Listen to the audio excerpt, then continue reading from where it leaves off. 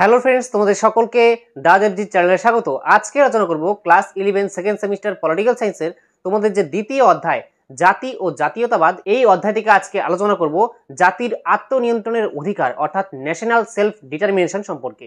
যে এই জাতির আত্মনিয়ন্ত্রণের অধিকার কি, এর সংজ্ঞা, এর পক্ষে যুক্তি এবং এর বিপক্ষে যুক্তি, এই সমস্ত কিছু আলোচনা করব। ঠিক আছে, ভিডিওটি শেষ পর্যন্ত দেখবে।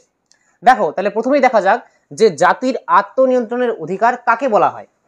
যে যখন কোনো জাতীয় জনসমাজ নিজের পৃথক সত্তা ও জাতীয় বৈশিষ্ট্য রক্ষার জন্য একটি নিজস্ব রাষ্ট্রীয় কাঠামোর মধ্যে নিজের রাজনৈতিক ভাগ্যকে নিয়ন্ত্রণ করার দাবি জানায়, তখন তাকে জাতির আত্মনিয়ন্ত্রণের অধিকার বলে অভিহিত করা হয়। তাহলে 2 মার্কসের কোশ্চেনের জন্য এটা তোমরা লিখে রাখো।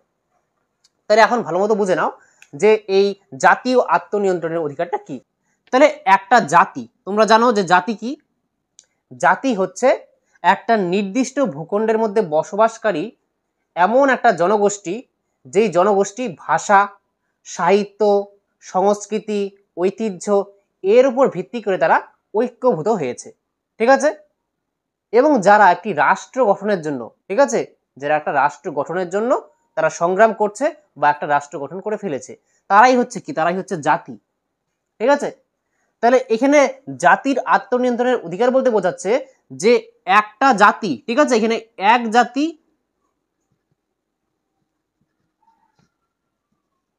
এক রাষ্ট্র,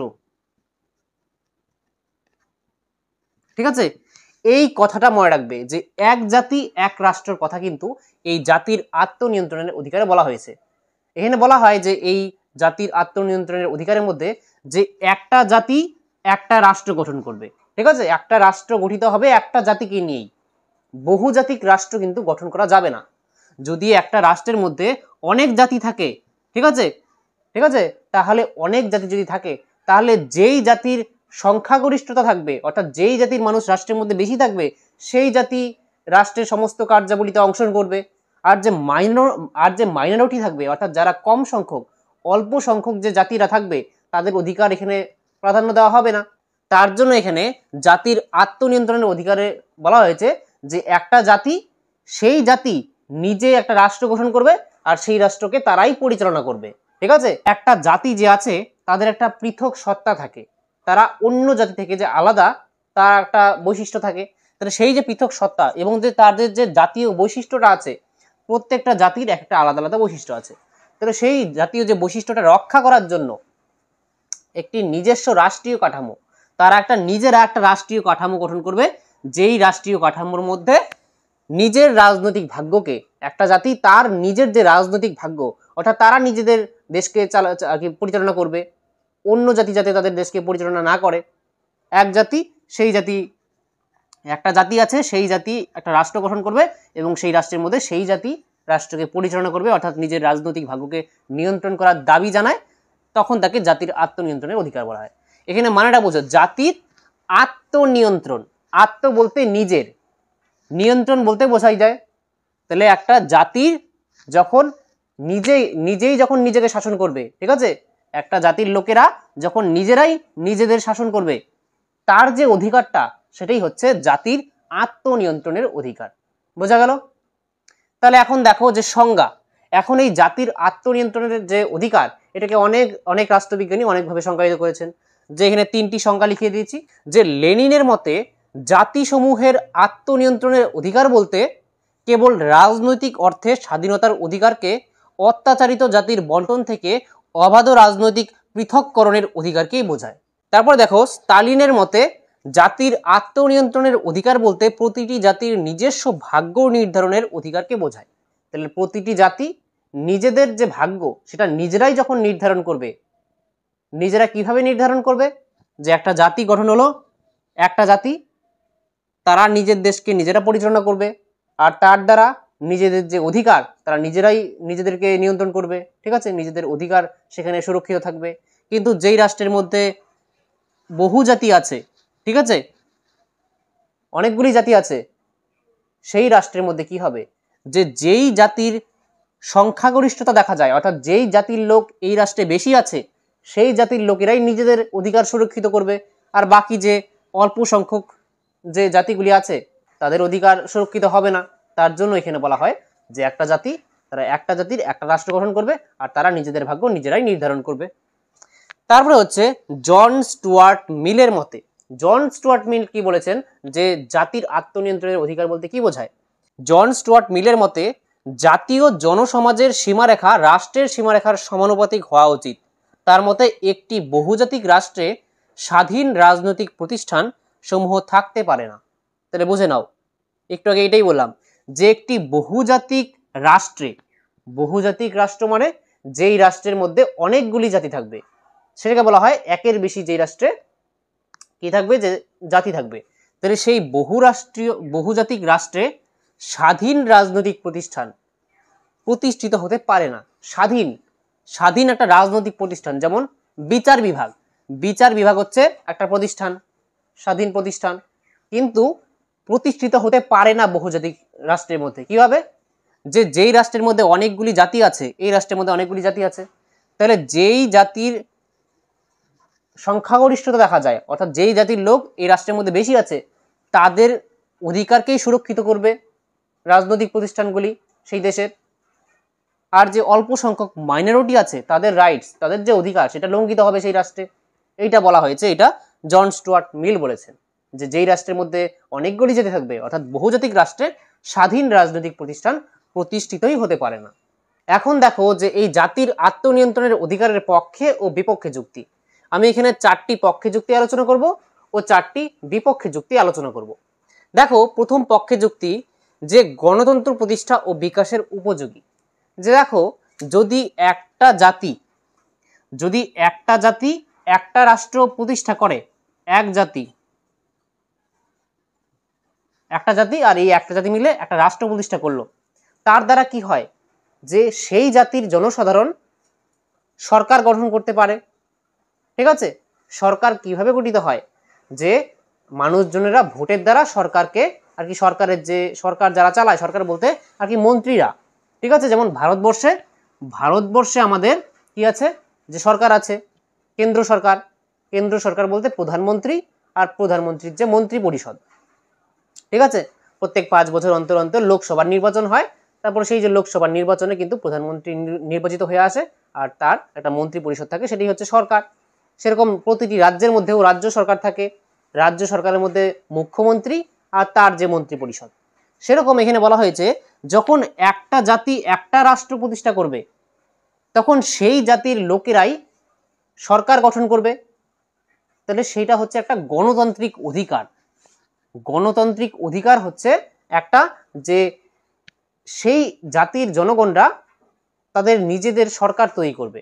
কিন্তু এমন একটা রাষ্ট্র, যেই রাষ্ট্রের মধ্যে অনেকগুলি জাতি আছে, বহু জাতি বিশিষ্ট একটা রাষ্ট্র, তাহলে সেই রাষ্ট্রের মধ্যে কি হবে, যে যেই জাতিগুলি সবল, ঠিক আছে, আর যেই জাতিগুলির লোক সংখ্যা কম আছে, ধরো এটা একটা রাষ্ট্র, এই রাষ্ট্রের মধ্যে অনেকগুলি জাতি আছে, অর্থাৎ বহুজাতিক এই রাষ্ট্রটা, এই রাষ্ট্রের মধ্যে যদি অনেকগুলি জাতি থাকে, তাহলে কতগুলি অল্প সংখ্যক জাতি আছে, অর্থাৎ সংখ্যালঘু জাতি, যেই জাতির লোক সংখ্যা একদম কম। তাহলে সেই জাতির লোক সংখ্যা, অর্থাৎ সেই জাতির যে জনগণ, তারা কিন্তু সরকার গঠন করতে পারবে না।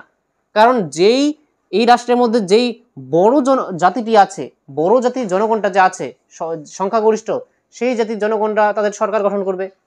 তাহলে এর দ্বারা কি হবে, যে গণতান্ত্রিক অধিকার থাকবে না অল্প সংখ্যালঘুর জাতির। তাহলে এর জন্য বলা হয়েছে যে গণতন্ত্র প্রতিষ্ঠা ও বিকাশের উপযোগী হচ্ছে এই আত্মনিয়ন্ত্রণের অধিকার। যে যদি একটা জাতি একটা রাষ্ট্র গঠন করে, তাহলে সেই জাতির জনসাধারণ তাদের ভোটের দ্বারা কিন্তু সরকার গঠন করতে পারে। তারপরে দ্বিতীয় পক্ষে যুক্তি হচ্ছে যে সংখ্যালঘু সমস্যার সমাধান। তাহলে এই যে সংখ্যালঘু সমস্যা, এটা কিন্তু বর্তমানে পৃথিবীতে দেখা যায়। যে সংখ্যালঘু সমস্যাটা কি? সংখ্যালঘু সমস্যা হচ্ছে, আগে তোমরা বোঝো যে সংখ্যালঘু কথাটার অর্থ কি। ঠিক আছে, যেমন আমাদের ভারতেই দেখো, আমাদের ভারতবর্ষে আগে ভাষার ভিত্তিতে সংখ্যালঘু কিন্তু অনেক ভিত্তিতে হয়ে থাকে। যেমন ভাষার উপর ভিত্তি করে, জাতির উপর ভিত্তি করে। ভাষার উপর ভিত্তি করে দেখো, যেই ধরো এই একটা দেশ, এই দেশের মধ্যে এই সবটুকু ধরো 75% লোকই ইংরেজিতে কথা বলে। আর এখানে ধরো আর 25% লোক ধরো স্প্যানিশ ভাষায় কথা বলে, ঠিক আছে। তাহলে এই যে অল্প সংখ্যক, কম সংখ্যক ভাষাভাষীর যে লোকেরা আছে তাদেরকে বলা হবে সংখ্যালঘু জনগোষ্ঠী। বোঝা গেল?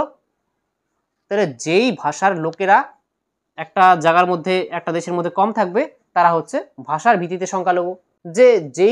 যেই জনসাধারণ সেই অঞ্চলের মধ্যে বেশি আছে তাদের অধিকারকেই তারা সংরক্ষিত করে। যারা সংখ্যালঘু, যারা মাইনরিটি, তাদের অধিকার কিন্তু প্রতিষ্ঠিত হতে পারে না।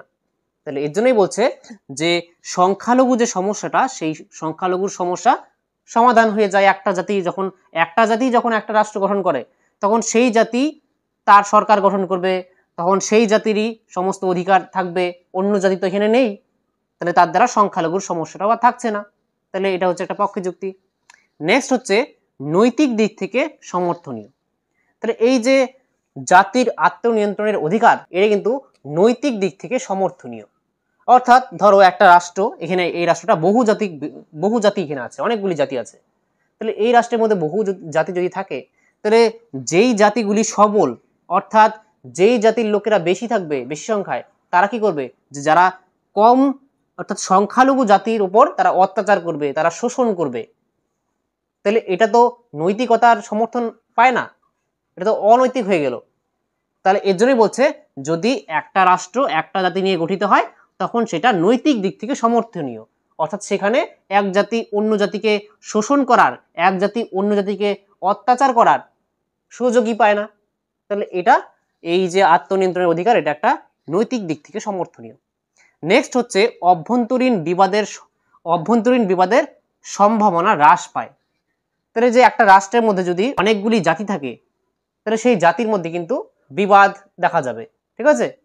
তাহলে সেই বিবাদ হবে না কখন, যখন একটা রাষ্ট্রের মধ্যে একটা মাত্র জাতি থাকবে, তাই তো।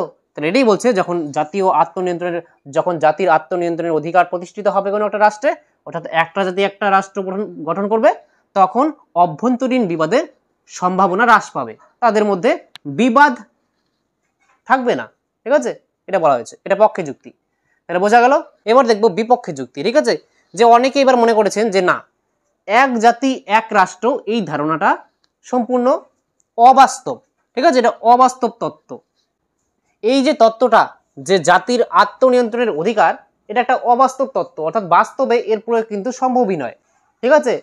এমন অনেক বহুজাতিক রাষ্ট্র আছে যেই রাষ্ট্রের মধ্যে কিন্তু গণতন্ত্র প্রতিষ্ঠিত হয়েছে, যেমন ভারতবর্ষ, সুইজারল্যান্ড, এমন অনেক দেশ আছে যেখানে অনেকগুলি জাতি আছে, তাছাড়াও সেখানে গণতন্ত্র প্রতিষ্ঠিত হয়েছে। সব আর কি সেই দেশের যে সংখ্যালঘু জাতি আছে বা সেখানে যে সবল জাতি আছে, তারা সবাই কিন্তু সুযোগ সুবিধা পেয়েছে, তারা কিন্তু সকলেই গণতন্ত্র অর্থাৎ সেই দেশের রাজনৈতিক ব্যবস্থার মধ্যে অংশগ্রহণ করার সুযোগ পেয়েছে। এমন না যে শুধুমাত্র সেই যে সংখ্যাগরিষ্ঠ জাতি সেই শুধু সরকার গঠন করবে, সংখ্যালঘু যে জাতি তারা যে সরকার গঠন করতে পারবে না, সেটা কিন্তু নয়। তাহলে এটা বাস্তবে অবাস্তব একটা তত্ত্ব। তারপরে হচ্ছে বিচ্ছিন্নতাবাদের সহায়ক। তাহলে এই যে জাতির আত্মনিয়ন্ত্রণের অধিকারের যে নীতিটা কি, যে একটা রাষ্ট্র একটা জাতি নিয়েই গঠিত হবে, এটা বিচ্ছিন্নতাবাদের সহায়ক, ঠিক আছে। যে একটা রাষ্ট্র এখন যদি বলা হয় একটা দেশ যার মধ্যে অনেকগুলি জাতি আছে তারা টুকরো টুকরো হয়ে যাক, ঠিক আছে, একটা দেশ আছে ভারতবর্ষ, এটা 40টা টুকরা হয়ে যাক, তাহলে কি হবে, বিচ্ছিন্ন হয়ে গেল, তার দ্বারা কি ভালো হবে একটা রাষ্ট্রের? ভালো হবে না। তাহলে যখন একটা রাষ্ট্রের মধ্যে অনেকগুলি জাতি থাকবে তখন আরো ভালো, তাদের মধ্যে একটা ডাইভার্সিটি দেখা যায়, বৈচিত্র্য দেখা যায়, প্রত্যেক জাতি এক জাতির সঙ্গে অন্য জাতির যোগাযোগ থাকবে, পারস্পরিক যোগাযোগের ফলে তাদের মধ্যে একটা সৌভ্রাতৃত্ব গড়ে উঠবে এবং দেশেরও একটা রাষ্ট্র কিন্তু আরো শক্তিশালী হয়ে উঠবে, ঠিক আছে। তাহলে এটা একটা বিপক্ষে যুক্তি যে বিচ্ছিন্নতাবাদের সহায়ক হচ্ছে এই নীতিটা। সাম্রাজ্যবাদের প্রাধান্য বৃদ্ধি করে। তাহলে এই যে জাতির আত্মনিয়ন্ত্রণের অধিকার, এটা কিন্তু সাম্রাজ্যবাদের প্রাধান্য বৃদ্ধি করে। সাম্রাজ্যবাদ কি? সাম্রাজ্যবাদ হচ্ছে যে শক্তিশালী যে রাষ্ট্রগুলি আছে সেই শক্তিশালী রাষ্ট্র ক্ষুদ্র ক্ষুদ্র অর্থাৎ দুর্বল রাষ্ট্রগুলিকে আর কি তার উপর শোষণ চালায়, ঠিক আছে। তাহলে এই যে সাম্রাজ্যবাদের প্রাধান্য বৃদ্ধি করে হচ্ছে এই জাতির আত্মনিয়ন্ত্রণের অধিকার। কি হবে, যে জাতির আত্মনিয়ন্ত্রণের অধিকারে বলা হয়েছে যে একটা জাতি একটা রাষ্ট্র গঠন করবে। তাহলে যদি পৃথিবীর মধ্যে একটা জাতি একটা রাষ্ট্র গঠন করে তাহলে কিন্তু টুকরো টুকরো ছোট ছোট অনেক রাষ্ট্র হয়ে যাবে, তাহলে যখন ছোট ছোট রাষ্ট্র পৃথিবীতে অসংখ্য হয়ে যাবে, তখন যেই বড় বড় রাষ্ট্রগুলি থাকবে, বৃহৎ যে রাষ্ট্রগুলি থাকবে, শক্তিশালী যে রাষ্ট্রগুলি থাকবে, সেই শক্তিশালী রাষ্ট্রগুলি সেই যখন ক্ষুদ্র ক্ষুদ্র রাষ্ট্র হয়ে গেল একটা জাতি একটা রাষ্ট্রের ফলে, তাহলে সেই দুর্বল রাষ্ট্রকে কি করবে, যে তার সাম্রাজ্য সেখানে বিস্তার করবে, সেই ছোট ছোট রাষ্ট্রকে শোষণ করবে, ঠিক আছে, তার অধিকার আধিপত্য করতে চাবে সেই রাষ্ট্রের মধ্যে। তাহলে এটা কিন্তু সাম্রাজ্যবাদের প্রাধান্যকে বৃদ্ধি করে। কিন্তু যদি একটা রাষ্ট্রের মধ্যে অনেকগুলি জাতি মিলে একটা যদি রাষ্ট্র গঠিত হয়, তাহলে সমস্ত জাতি যখন একসঙ্গে মিলিত হয়ে তারা পরস্পর একটা শক্তিশালী রাষ্ট্র তৈরি করবে, তখন কিন্তু অন্য রাষ্ট্র সেই রাষ্ট্রকে কি করতে পারবে না, তার সাম্রাজ্য বিস্তার করতে পারবে না, তাকে নিয়ন্ত্রণ করতে পারবে না, ঠিক আছে। তাহলে ক্ষুদ্র ক্ষুদ্র রাষ্ট্র হলে সেটা খারাপ দিক, তাই না। এটাই বলছে সাম্রাজ্যবাদের প্রাধান্য বৃদ্ধি করে এই জাতির আত্মনিয়ন্ত্রণের অধিকার। তারপরে হচ্ছে বাস্তব প্রয়োগ অসম্ভব। বাস্তবে এই যে নীতির প্রয়োগ, যে একটা রাষ্ট্র একটা জাতি গঠন করবে, এটা কিন্তু বাস্তবে প্রয়োগ অসম্ভব, ঠিক আছে। যেমন ভারতবর্ষ বললাম, ভারতবর্ষকে যদি এখন ভাগ করা হয়, ভারতবর্ষে কিন্তু যদি বলা হয় যে ভারতবর্ষের লোকেদের বলা হয় যে তোমরা একটা জাতি একটা রাষ্ট্র গঠন করবে, তাহলে ভারতবর্ষকেও 40টি দেশ হয়ে যাবে, ভারতবর্ষ টুকরো টুকরো হয়ে।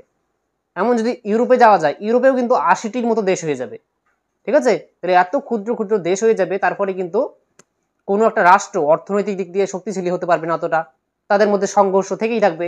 বর্তমানে ভারতবর্ষ আছে, আশেপাশে যেই সমস্ত প্রতিবেশী দেশ আছে, চীন, পাকিস্তান, এই 2-3টি দেশ আছে, তার ফলেই এত সংঘর্ষ দেখা যায়।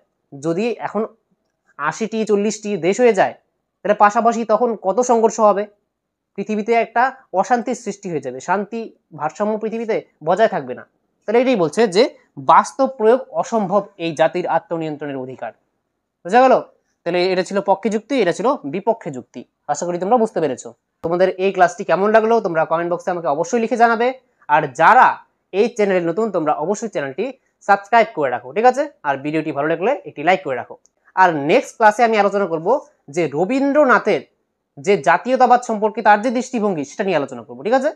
তাহলে দেখা হচ্ছে নেক্সট ক্লাসে, ততক্ষণের জন্য বাই।